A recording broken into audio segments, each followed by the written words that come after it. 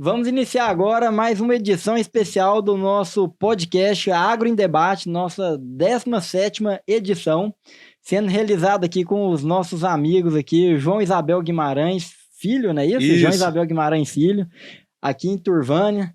Cara, estamos num ambiente aqui que é uma paisagem, o lugar aqui é lindo, vocês não têm noção do que do ambiente que a gente está aqui agora. Estão vendo aí apenas um pequeno recorte, né, para quem está nos assistindo ou apenas nos ouvindo, né?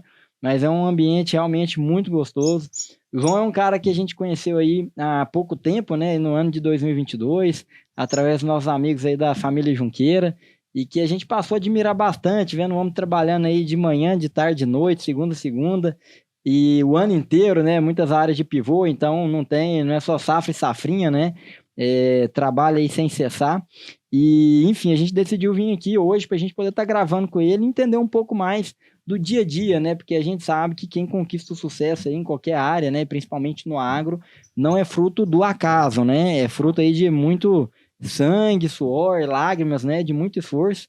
E, João, o objetivo nosso aqui é a gente poder, cara, conhecer ainda mais você, sua origem aí, dos seus avós, dos seus pais, como que foi todo esse início, né, até chegar até aqui, entender um pouco mais do dia a dia de vocês hoje, como é que é esse trabalho em família, junto com o pai, com o irmão, com a irmã, né, todo mundo junto, somando forças.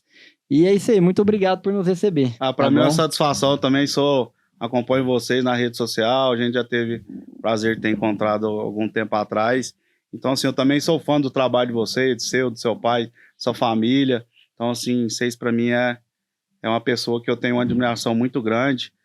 O escritório de vocês, né, renomado aí no Brasil, até no mundo. Então, a gente tem um prazer estar recebendo vocês aqui. Para mim é uma satisfação enorme estar trocando essas ideias aqui, esse bate-papo é muito interessante. Bom demais. João, conta um pouco mais para nós, como é que foi seus avós, o pessoal já era aqui da região de Turvânia, me conta aí como é que vocês chegaram, como é que foi a jornada para a gente chegar até onde que a gente está aqui hoje. Infelizmente eu não cheguei a conhecer meus avós paternos, né, infelizmente eles, quando eu nasci, já eram falecidos. Os meus avós maternos, eles são aqui da região de Palminópolis. De 2 anos para cá, minha avó faleceu tem 2 anos, meu avô 1 ano e pouquinho, mas assim, eles me deram uma base muito boa também, porque eu acho que o avô e a avó é aquele amor puro, verdadeiro, aquelas histórias antigas que agrega, né? Meu filho, eu fazia isso, eu fazia aquilo, eu consegui comprar tal coisa, né? Então, assim, são pessoas que você tem aquele carinho, aquele prazer de conversar, trocar ideia. Eu gosto muito de conversar com pessoa bem mais velha que eu, que são pessoas que já sofreram muito, tem uma base muito boa, né? Então, acho que agrega demais na vida da gente. Que bacana. Aí, o meu avô e minha avó, né, eles moraram em Palminópolis, moravam na fazenda, e uns 10 anos nós trouxemos eles para a cidade, eles moravam na cidade de Palminópolis, mas sempre a gente ia visitar eles, tinha uma folguinha na roça, que para mim era uma satisfação. Eu morria de vontade de ter um tempinho para ir lá visitar meus avós, comer o comezinho da minha avó. Eu sempre falo que hoje é o seguinte, hoje é muito na medida, né? Vai fazer um pão de queijo, tanto de margarina, tantos ovos e tal. A minha avó era tudo na bistunta, e o pão de queijo dela não tinha igual não, era diferente. Bacana. E eles eram do agro assim também, produtores rurais, como é que era, João? O meu avô, ele tocava uma rocinha para fazer uma silagem, que ele tirava leite, mas ele era mais da pecuária. Sim. E o meu pai, desde os meus 12 anos de idade, eu ajudo meu pai no campo. Eu era novinho e mãe sempre tem aquele instinto materno. Não, meu pai, falava pro meu pai, né? Meu bem, chamava meu pai de meu bem. Não, meu bem, esse menino tá muito novo, deixa ele ficar dormindo até mais tarde, que eu estudava na parte da tarde, né? Mas meu pai todo dia, 6 da manhã, acordava eu pra mim ir com ele. Era muito novo, não tinha muita experiência, mas eu ficava com ele, dirigia para ele punha eu no colo, eu ia dirigindo. Então, peguei o amor muito cedo pelo agro.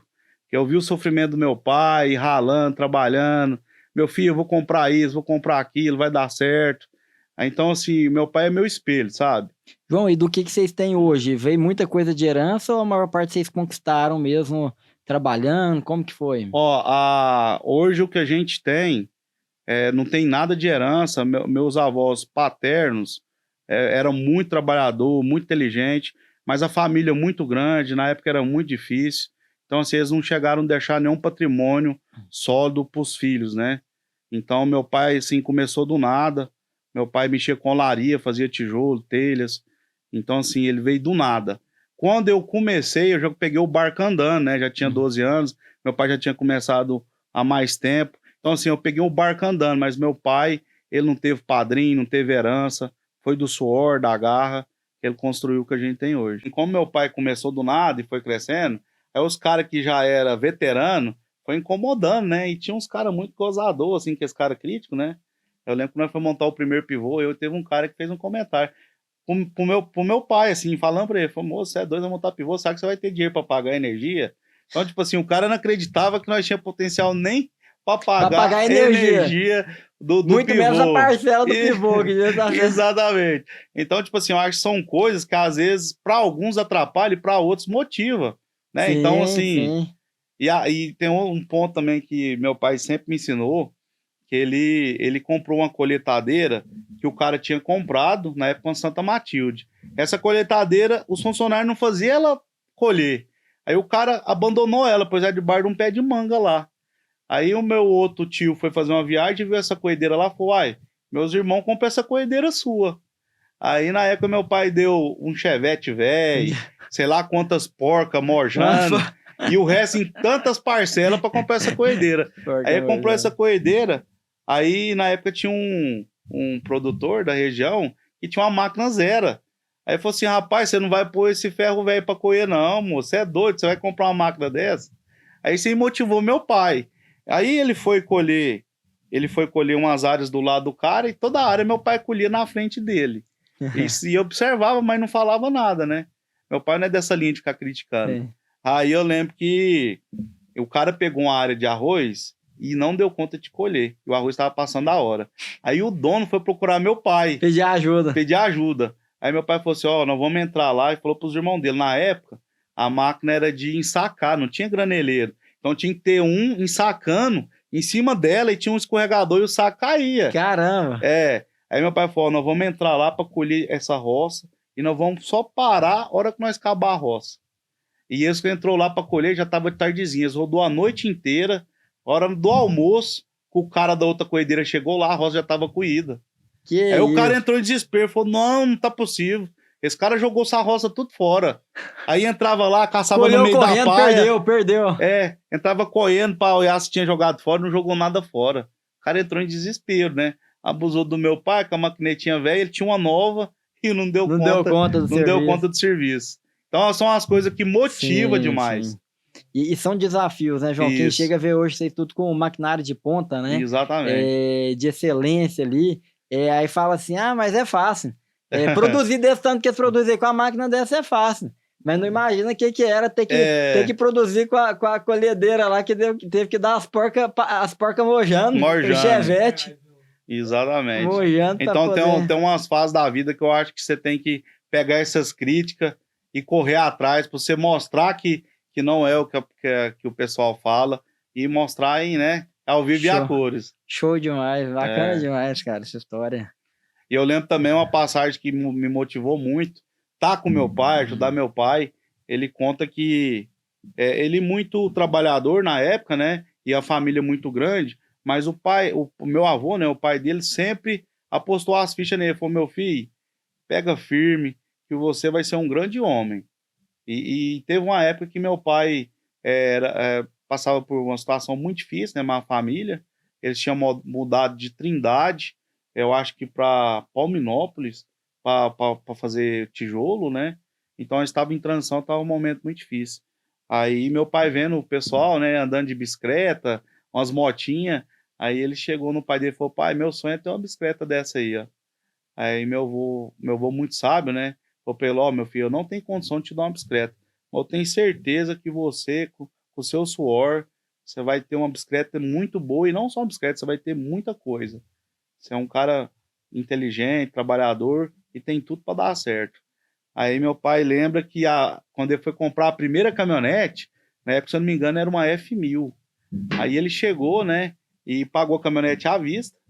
Aí o vendedor começou a chorar, né? Aí passou o filme na cabeça dele, o tanto de bicicleta que não dava para ele comprar com o Você dinheiro não conseguiu da comprar. caminhonete, né? Aí o vendedor até falou assim, nossa, geralmente aqui a pessoa compra o carro e sai rindo, você tá chorando. Você tá- Aí meu pai foi contar a história para ele chorou junto com meu pai.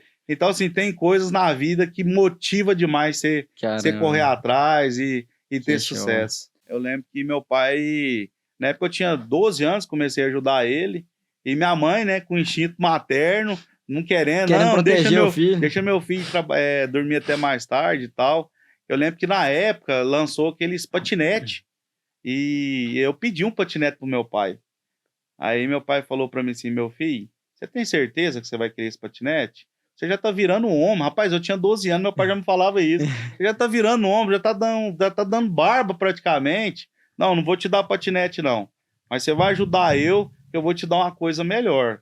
Você pode ter certeza que a hora que for a hora certa, eu vou te dar uma coisa bem melhor que esse patinete. Aí esse trem me motivou a ajudar meu pai e tal. Aí a coisa que ele me deu na época, uma XLR, que é um modelo anterior da Bros, né? Uma motinha, e rapaz, aquilo ali. Isso aí eu já tinha uns 16 anos, né? Demorou um pouco pra chegar. Rapaz, demorou, mas aquilo ali pra mim. Aí eu fiquei pensando, tanto que foi bom, né? O conselho dele.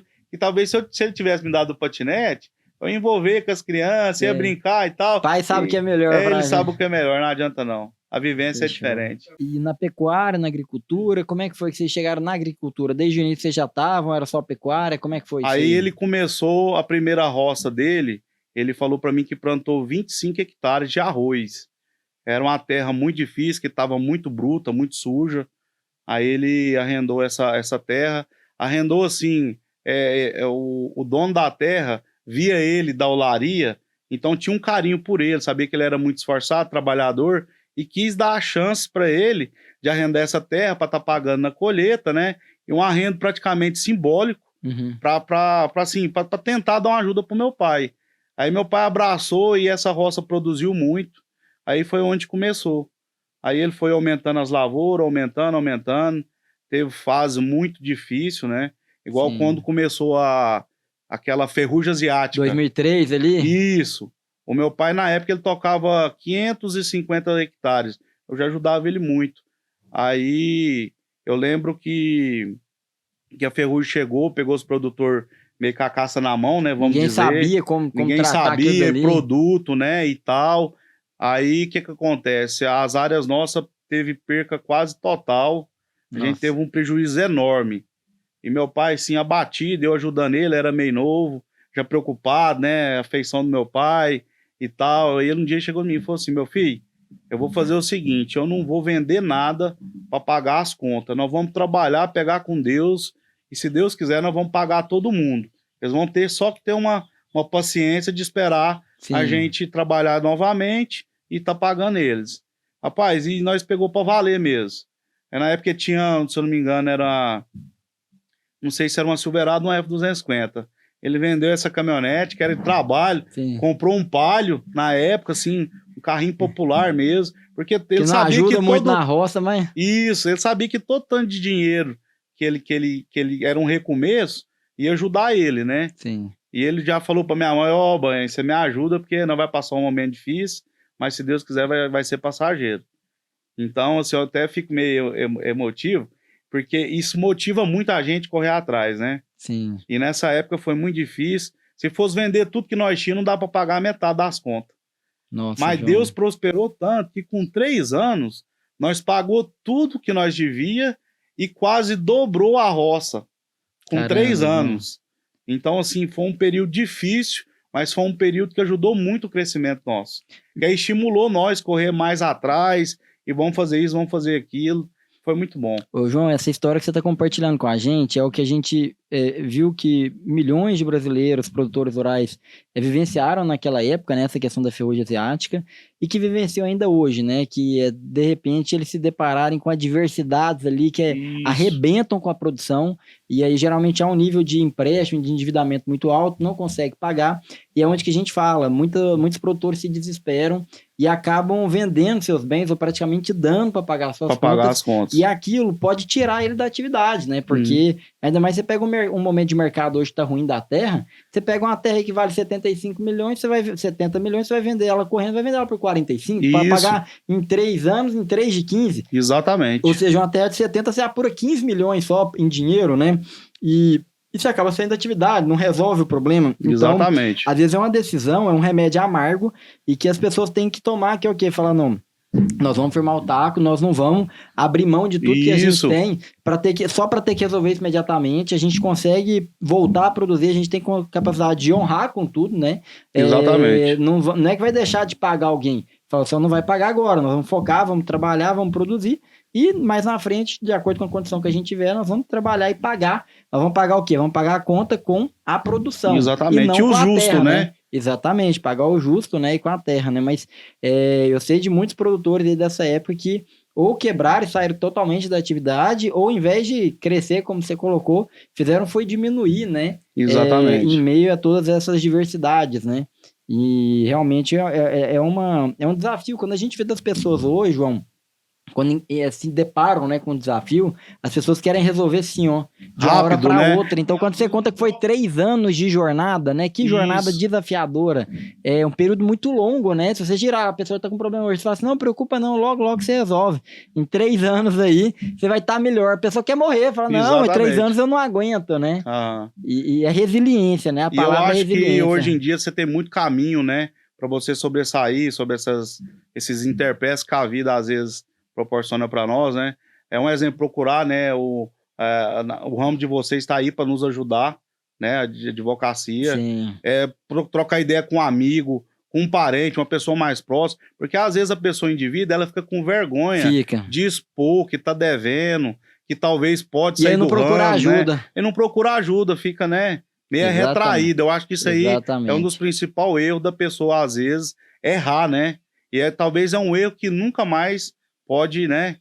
Exatamente. É um erro que vai ter uma consequência pro resto da vida. Exatamente. Então, tem que pensar bastante. A gente tem 2 problemas. Aquele que fica com receio e não procura ajuda, ou aquele que às vezes até procura ajuda, mas procura ajuda errada, né? Então, a pessoa que quer aproveitar, né, às vezes momento. Vai pegar opinião, mas não pega opinião com advogado especialista da área, às vezes vai perguntar para aquele que sabe de tudo, mas não sabe de nada, né?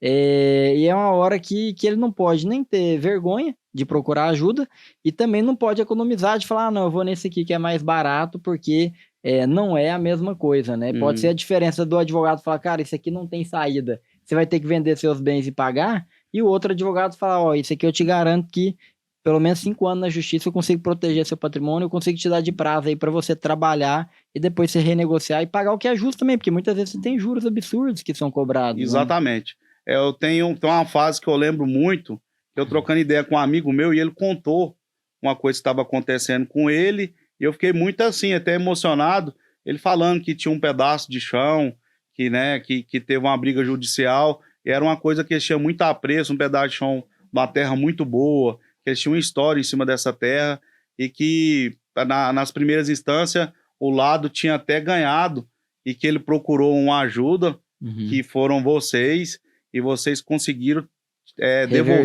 reverter a situação e eles estão na terra novamente. Então, eu acho que isso aí não tem nada que paga, né? Eu acho que você procurar a pessoa certa, na hora certa, e resolver seu problema... Não tem causa impossível, né? Tem que colocar Deus em primeiro lugar, acreditar que é possível e ir atrás, né? Exatamente. E falando em Deus, João, o que Deus representa para vocês, para você, para sua família, durante toda essa jornada, né? Deus é tudo. Para mim, sem Deus, não existe. Acho que não existia nem nós, nem a terra, nem nada, né? Nos negócios, não tem aquela história assim que Deus é aqui, dos negócios ali, não. Tudo que vai fazer conforme a vontade. Tudo que nós vamos fazer, eu acordo cedo, pé com Deus, e não só para mim, para meus amigos, para quem eu conheço, que eu acho que Deus é tudo. E João, como é que é essa sociedade, assim, que você trabalha junto com seu pai, com seu irmão, com a sua irmã? Porque a gente sabe que é desafiador, né? Porque família, às vezes, você tem aqueles embates naturais da família, né? E aí, quando junta do negócio, às vezes fica um pouco mais difícil ainda, né? Como que vocês conciliam isso daí? o meu pai e minha mãe deu uma base muito boa para nós filhos, né? Então lá em casa nós temos uma harmonia muito grande um com o outro. Nós não tem briga, não tem discussão, principalmente na área financeira. A gente sabe o que é, talvez o meu irmão merece mais que eu, ou minha irmã, ou vice-versa. Então a gente é muito tranquilo. Então, tipo assim, o meu pai, ele fala, ó, por exemplo, quando a minha irmã foi fazer faculdade, ele falou, ó, minha filha, eu vou deixar você escolher a profissão que você quer seguir, mas assim, se você quiser fazer uma agronomia, uma zootecnia, vir trabalhar comigo, será ótimo. Mas ela quis fazer direito e é apaixonada no curso, e o curso também ajuda nós, né? Porque eu acho que você tem que ter, né? Claro. É uma pessoa que trabalha na área jurídica, que sempre tem uns problemas, né? Sim, sim. Não tem como. É igual meu pai fala, quanto mais você cresce, mais vem uns problemas. Se você não quiser ter problema, é só você não fazer nada, né? Não fazer nada. E olha que ainda tem ainda, né? Então, assim, a gente dá muito certo. O meu irmão ajudava nós na fazenda quando ele era mais novo. Aí, o meu pai tinha um sonho de ter um filho médico e ele queria. Ele queria ser médico. E ele formou, né, para medicina, tem uns 3 anos. E ele começou a trabalhar na medicina, começou a gostar muito, mas nós estávamos precisando de alguém da confiança para vir ajudar nós, que os negócios aumentou muito, graças a Deus. Sim. Então, foi uma mão na massa.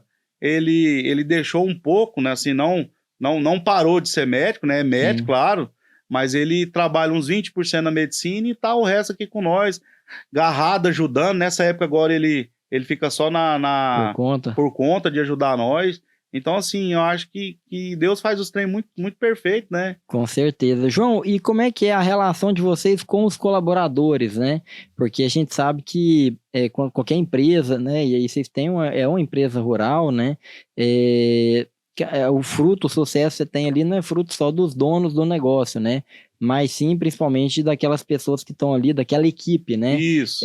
Como que é a relação de vocês com a equipe? Enfim, fala um pouco mais para nós. Eu acho que uma das partes mais fundamentais para você ter sucesso, você tem que ter uma equipe boa. E para você ter uma equipe boa, você tem que ser um patrão que você vai dar uma máquina boa para o funcionário, para ele dar rendimento. Você tem que tratar ele como se ele fosse talvez um filho, um parente, porque às vezes o patrão, eu entendo muito mais que o funcionário, talvez compre uma máquina, né, fora do padrão, e o cara, igual o funcionário, ele tá lá no campo, ele sabe o que é melhor, ele já troca. Então a gente tem uma troca de ideia muito grande com os funcionários, uma liberdade. Ele chega e fala, ó, essa máquina aqui tem esse problema, aquele, eu já passo para a revendedora, né, falo, ó, isso aqui tem que ser mudado e tal. Então eu acho que essa troca, né, de conversa, essa troca de informação com o funcionário, e tipo assim, a gente tem uma metodologia que a gente sempre está investindo em máquina, justamente como é que você vai exigir um rendimento do funcionário sem dar uma máquina boa para ele, uma máquina que tem conforto, né? Que hoje em dia, às vezes, a máquina tem mais conforto que o carro que a gente anda, né? É banca-ar, é piloto, GPS, som. Então, tipo assim, a pessoa trabalha num ambiente bom. Então, ela é mais propícia para ela ter um rendimento maior e, consequentemente, vai estar te ajudando, né? Sim. João, a gente vê hoje o agro, de uma certa forma, com muitos desafios, né? Quais são as maiores dificuldades, assim, os maiores desafios, né, que você vê enquanto produtor rural, vamos dizer, na agricultura, né? Que você tem enfrentado? Questão de mão de obra, governo, imposto, clima, quais são as maiores dificuldades que vocês têm colocado aí? Eu acho que uma das maiores dificuldades hoje é a nossa política, né? Eu acho que a política ela deixa a desejar em algumas coisas, tipo o preço mínimo. Qual o preço mínimo da minha soja, né? Se você tiver um preço mínimo, você sabe que você vai partir daquele valor para mais, não para menos, do leite, né? Então, às vezes, o cara produz um litro de leite, o custo é R$ 2,50 e ele tá vendendo leite por R$2. Exatamente. E aquilo ali é um sacrifício, é todo dia.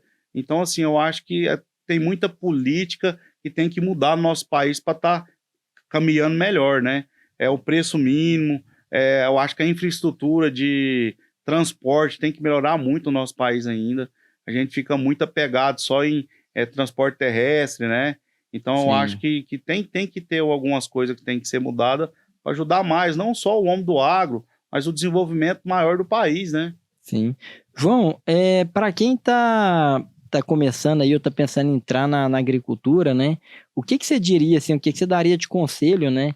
Para quem está pensando em entrar na agricultura aí, se você estivesse começando hoje com o conhecimento que você tem, né? O que você sugeriria aí para a pessoa ter cuidado, ter mais atenção? O que você diria? Eu vejo muita gente, às vezes, o fulano ciclano tá ganhando muito dinheiro, tá andando de caminhonete nova todo ano, e às vezes a pessoa cria uma expectativa que na realidade não é bem assim, né? Porque hoje, para você entrar na agricultura, além do investimento em maquinário que está muito alto, né? Um trator hoje, por mais que seja mais simples, uma coletadeira tá com valor muito alto. E não só, né? O valor que você agrega, né? Às vezes você tem sua fazenda. Aí você vai, aquilo ali é um investimento. Por exemplo, você vai plantar ali uma fazenda hoje na nossa região, vamos pôr 400, 500 mil alqueires. Então o investimento é muito alto, tanto da terra como do maquinário. E o clima, eu vejo que de uns anos para cá, tá muito incerto. Então, assim, eu aconselho quem for entrar na área, entrar mais com o pé atrás, Sim, né? mais Talvez prudência. mais prudência, começar talvez com a área menor, não investir muito, né? Porque às vezes começa e não é aquela expectativa que ele tinha. Aquilo que esperava. O Então, retorno não é tão rápido. não é tão rápido. Então, assim, a maioria das vezes a pessoa ela vai começar com a área de abertura. A área de abertura, o custo é muito alto. Você, né, passar uma grade. O retorno demora muito. O retorno demora muito. Então, assim, eu acho que tem que caminhar em passos lentos, né? Até você se conseguir adequar. Entender e aprender mesmo. E trocar muita informação com quem está na área, né? Sim. Porque quem está na área sabe melhor a variedade para aquela região, o que vai bem, o que não vai, né? O que pode, o que não pode fazer. Então, acho que essa troca de ideia também ajuda muito para quem está iniciando. Show demais. Comenta para nós um pouco o que está sendo a área plantada hoje de vocês, né? E a quantidade de maquinário que vocês estão utilizando para fazer isso. Como é que está a perspectiva de vocês aí dos próximos anos, para estar ampliando? Qual que é a visão de vocês aí? A gente tem uma metodologia, eu falo, eu, meu pai, meus irmãos, né? A gente sempre investe 20% do que a gente ganha em maquinário. Você está renovando a frota. Porque eu lembro que lá atrás, quando a gente estava muito apertado, o maquinário muito antigo, aí você ia para o campo, o maquinário dava um problema. Aí você perdia o time do plantio, perdia um time da colheita. E correndo atrás de peça. Aí, às vezes, o time que você perdia, se você tivesse uma máquina com tecnologia, uma máquina nova, né? Você pagaria essa conta que você perdeu. Então, a gente tem essa metodologia de 20% do que a gente ganha, a gente está renovando frota, para a frota não ficar velha, não ficar fora da tecnologia, porque hoje você comprar um maquinário, você passar muito tempo com ele, quando você vai vender, a tecnologia já está muito na frente, às vezes você nem consegue vender o maquinário. Entendi. Você tem que encostar, né, vamos se dizer. Então, a gente tem essa metodologia de sempre estar renovando a frota. Às vezes a gente tem que colocar, vou vender essa plantadeira. O cara fala, moço, você é doido, essa plantadeira tá zero. Mas assim, ele não faz a conta, né? E se eu vender ela agora, ela já tem um valor ela ainda. tem um valor. Se eu for vender ela daqui 2, 3 anos, ela vai perder a metade do dinheiro, né? Com então certeza. A gente sempre está renovando. E até a questão de você dar um conforto melhor pro operador. E hoje a mão de obra, querendo ou não, é uma parte que é muito complicada no agro. Sim. Né? As máquinas cresceu muito, aumentou muita tecnologia, então você não acha gente, né, competente para estar naquela função. Competente então, de confiança. Confiança. Então, eu acho que quanto mais você investe em máquinas maiores, com mais tecnologia, em vez de você ter uma turma, você vai ter menos, né? Menos gente trabalhando e tendo até maior rendimento. Pessoal, batemos um excelente bate-papo aqui com o nosso amigo João Isabel. Aprendemos muito, não só aqui durante, mas antes também, nosso bate-papo aqui antes do podcast. E eu espero que a história, a trajetória de vida deles aí, possa também inspirar você, né? Principalmente quando a gente fala ali de momentos de superação, né? Você que também está começando do zero, às vezes ali com uma lavoura ali, uma roça ali de 25 hectares, né? Todo sucesso tem um pequeno início, né? Então, tem esperança que você se mantendo firme, né? E trabalhando certo, e trabalhando bem, de forma clara, né? Com foco, você também pode chegar lá, né? sabendo também que esse caminho ele não vai ser reto, não vai ser uma linha reta de crescimento. Você vai passar por momentos que vão te jogar para baixo, que você vai ter que dar uns passos para trás para depois ir mais adiante, né? Mas espera aí que, assim como eu, você possa se inspirar em histórias como essa. Vão, Ó, foi um obrigadão. prazer, viu? Valeu. Volte sempre aí. Pra mim é uma Valeu. satisfação imensa. Tamo junto.